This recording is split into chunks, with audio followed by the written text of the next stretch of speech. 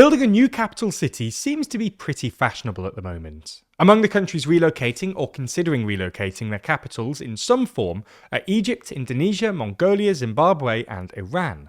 But Japan is also having a similar conversation. In fact, the Japanese government has just put forward a bill that would designate a second capital city, effectively a backup capital that can carry out the core functions of government if Tokyo were to be incapacitated by a catastrophic natural disaster, whether that's an earthquake, tsunami, typhoon, or kaiju emerging from the deep. Okay, no more Godzilla references. The move also aims to unpick Japan's centralization and over-reliance on Tokyo. So in this video, we're going to take a look at Japan's over-reliance on Tokyo, explain the government's second capital plan, and why it might not be the easiest of political fights.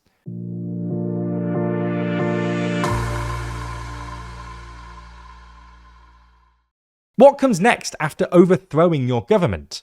That was the dilemma facing Gen Z protesters from Bangladesh to Nepal to Madagascar following their revolutions. We explore the challenges they faced turning protest into power in the latest issue of our magazine, Too Long. That's just some of 80 pages in the magazine, because there's more in Too Long than you'd expect. Purchase your copy by clicking the link in the description. Tokyo, Japan's capital, is massive. The city proper has a population of over 14 million people. But if you look at the Greater Tokyo area, i.e. the widened urban area, the estimated population is in the mid to high 30 millions, putting it among the largest urban agglomerations in the world. Unsurprisingly then, Japan is really centralized in and arguably over-reliant on Tokyo. It's Japan's economic and financial center, with half of all listed Japanese companies based in the city, and is a major driver of economic growth. It's also the home of the Japanese government and its political institutions, and is a real population magnet, with nearly a third of Japan's populace living in Greater Tokyo. Obviously, given that Tokyo is the capital, this probably doesn't seem that unusual, but it does generate problems. Firstly, Japan's economic and human concentration in Tokyo means that other parts of Japan are being hollowed out, something exacerbated by the country's demographic crisis.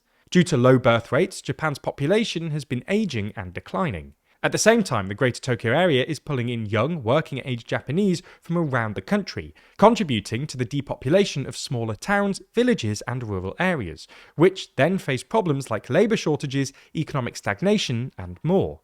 Just 7 of Japan's 47 prefectures recorded population growth in 2025, and 4 of them are in Greater Tokyo. The second problem with Japan's Tokyo-centric setup is that it makes the country much more vulnerable in the event of a major natural disaster. Tokyo is considered one of the world's most disaster-prone cities, with Japan sitting at the intersection of 4 tectonic plates. Of most concern is the Nankai Trough, a highly seismic active underwater trench off Japan's Pacific coast that periodically generates mega earthquakes. In fact, Japan's Earthquake Research Committee puts the probability of the next Nankai megaquake occurring within the next 30 years at about 80%. Of course, Japan is one of the most disaster-ready nations in the world, but natural disasters can still be catastrophic. In 2011, a magnitude 9 earthquake and subsequent tsunami caused massive devastation and left nearly 20,000 people dead. So, it's largely with a future potential disaster in mind that there's a push to designate a so-called second capital city, so that if Tokyo is incapacitated by a major disaster, the second capital can assume core governmental and economic functions for as long as necessary. Furthermore, proponents argue that designating a second capital and associated actions like economic incentives, infrastructure projects, and the transfer of certain government offices would be a step towards the decentralization of political power and could help spur economic and population growth outside Tokyo.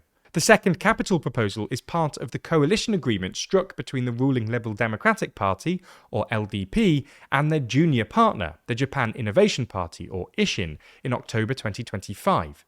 The second capital proposal comes from Ishin's policy platform, and they have long wanted Osaka, their home base and political stronghold, to become the second capital.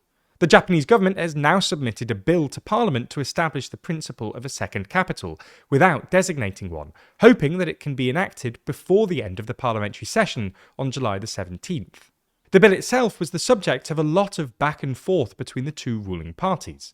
To understand why, you need to know that another of Ishin's long-time goals, arguably its raison d'etre, is to reorganise Osaka Prefecture into a metropolis, with a governing structure similar to what currently only Tokyo has. Now, despite Ishin controlling both Osaka Prefecture and Osaka City for more than a decade, they still haven't managed to get this metropolis plan over the line, as local voters have twice narrowly rejected the proposal in referendums in 2015 and 2020. This is all relevant because Ishin is pushing to hold a third such referendum in 2027. And the party aimed at increasing their chances of success in said referendum by including a provision in the second capital legislation that would have geographically expanded the voter pool to cover all of Osaka Prefecture, and also encourage yes votes by making it so that only cities organised along the same lines as Tokyo would be eligible to be second capital, i.e. if the referendum passed, only Osaka would be eligible. But these Ishin demands were not popular with the LDP, and eventually it was agreed that they would be dropped from the legislation. Nevertheless, Ishin are clearly hoping that this will pave the way for Osaka to be designated as Japan's second capital city. But unsurprisingly, not everyone is on board, as several cities other than Osaka, including Nagoya and Saitama, are now putting forward their own cases to be made the second capital. But one of the more compelling cases, at least from a safety perspective, is Fukuoka. Its distance from Tokyo means it's unlikely to be hit by the same disaster as the capital. Fukuoka is not on Japan's Pacific coast, so is at a lower risk of tsunamis, and is in a less seismically active area, putting it at a lower earthquake risk. Ultimately, the bill as it stands would leave it up to the Prime Minister and Cabinet to make the second capital designation. Realistically, Prime Minister Sanai Takaichi may choose Osaka, given that the main reason the LDP is actually going through with this legislation is to keep Ishin happy and in the governing coalition. While Takaichi's LDP has had a supermajority in the lower house since this February's election, it does not have a majority in the upper house, so the partnership with Ishin gets it closer to the majority threshold. As such, it leaves Takaichi in the awkward position of trying to appease Ishin without frustrating her own party too much, or upsetting other small opposition parties, like the DPP, who she might also want to bring into her coalition to help secure an upper house majority.